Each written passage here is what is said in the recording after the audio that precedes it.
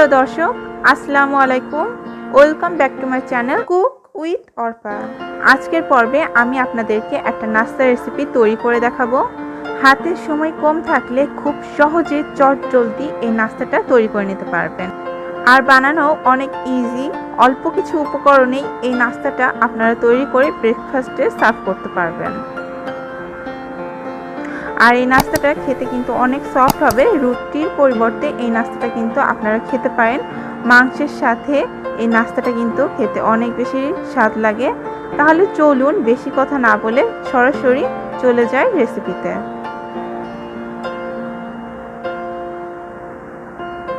প্রথমে একটা মিক্সিং বোলের মধ্যে আমি নিয়ে নিচ্ছি 1 কাপ পরিমাণ চালের গুঁড়া,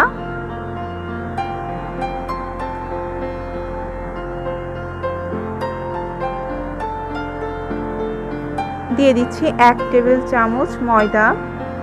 ময়দার পরিবর্তে আপনারা আটাও ব্যবহার করতে পারেন। দিয়ে দিচ্ছি স্বাদ মতো লবণ, দিয়ে দিচ্ছি 1 টেবিল চামচ রান্নার রেগুলার তেল। এখন সমস্ত শুকনো উপকরণগুলো হালকা মিশিয়ে নিচ্ছি।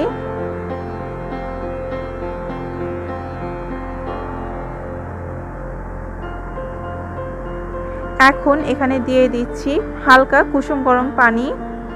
এখানে পানির কোনো পরিমাপ নেই, অল্প অল্প করে দিয়ে মিশিয়ে নিতে হবে।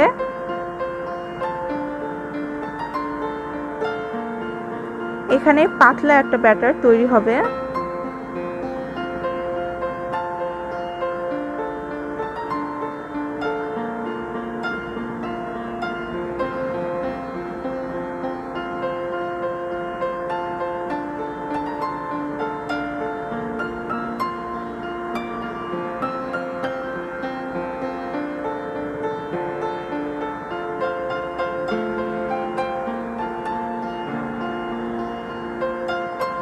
আমি খুব ভালোভাবে হ্যান্ড উইক্সের মাধ্যমে গোলাটা তৈরি করে নিয়েছি।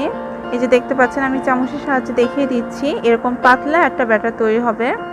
এখন সরাসরি চুলায় একটা ফ্রাই প্যান বসিয়ে দিয়েছি, আর তাতে কিছুটা তেল ব্রাশ করে নিচ্ছি।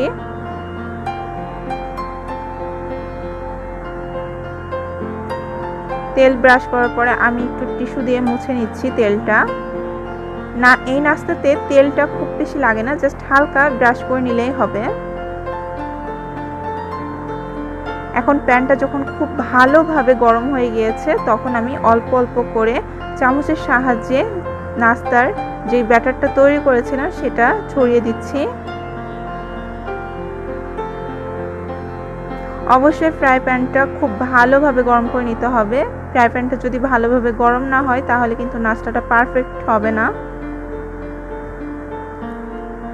ফ্রাই প্যানটা ভালোভাবে গরম করে নেওয়ার ফলেই কিন্তু এই যে নাস্তাটার মধ্যে জালি জালি একটা ভাব হচ্ছে, অনেকটা খোলা জালি পিঠার মতো। আমি যে চামচের সাহায্যে ভালোভাবে চারিদিকে ছড়িয়ে দিয়েছি, চেষ্টা করেছি যতটা গোল করে নেওয়া যায়। একটা সাইড যখন হয়ে যাবে তখন আমি উল্টিয়ে দিচ্ছি। অপর সাইডটাকেও আমি 1 মিনিটের মতো ছেঁকে নেব। এই পর্যায়ে চুলার আঁচটা আমার মিডিয়ামে আছে।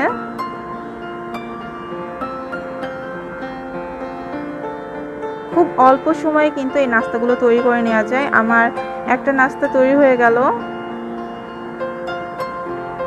আবারও প্যানে তেল ব্রাশ করে নিচ্ছি, আর প্যানটাকে কিন্তু খুব ভালোভাবে গরম করে নিতে হবে। প্যানটা যখন খুব ভালোভাবে গরম হয়ে গিয়েছে তখন আমি চুলার আঁচটা মিডিয়াম করে দিয়ে আবারও চামচের সাহায্যে ছড়িয়ে দিচ্ছি।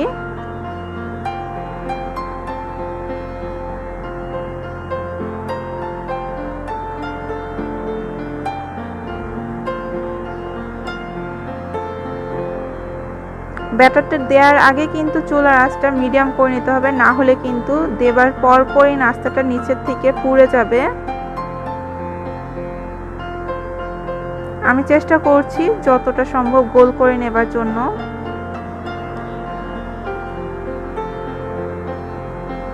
আমার এই নাস্তাটিও তৈরি হয়ে গিয়েছে, আমি উল্টিয়ে দিচ্ছি।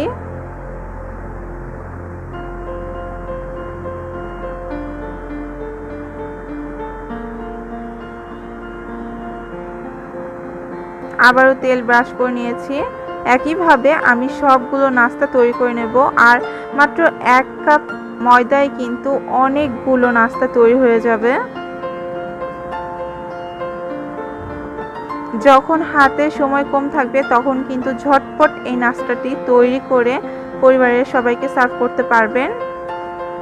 আর এই নাস্তাটি দেখতে কিন্তু অনেকটা খোলা জালি পিঠার মতো, খেতেও টেস্ট অনেকটাই সেরকমই আসবে। একটা মচমচি ফ্লেভার এবং কিছুটা নরম, খেতে কিন্তু দারুণ মজা। আপনারা বাসায় তৈরি করে দেখবেন। এক এক করে আমি সবগুলো নাস্তা তৈরি করে নিয়েছি।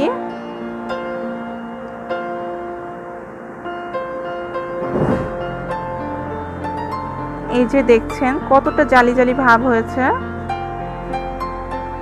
আমার নাস্তাগুলো একদম পারফেক্ট হয়েছে। রেসিপি ফলো করে আপনারা বাসায় ট্রাই করে দেখবেন, আপনাদের নাস্তাটিও পারফেক্ট হবে।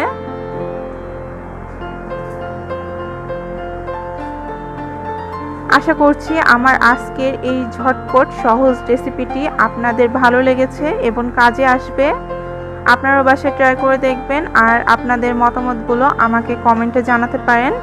আমার রেসিপিগুলো যদি আপনাদের ভালো লেগে থাকে তাহলে অবশ্যই আমার চ্যানেলটি সাবস্ক্রাইব করবেন। আর নিয়মিত আমার রেসিপিগুলো সবার আগে দেখতে অবশ্যই পাশে থাকা বেল বাটনে ক্লিক করে দেবেন। আল্লাহ হাফেজ, বাই বাই।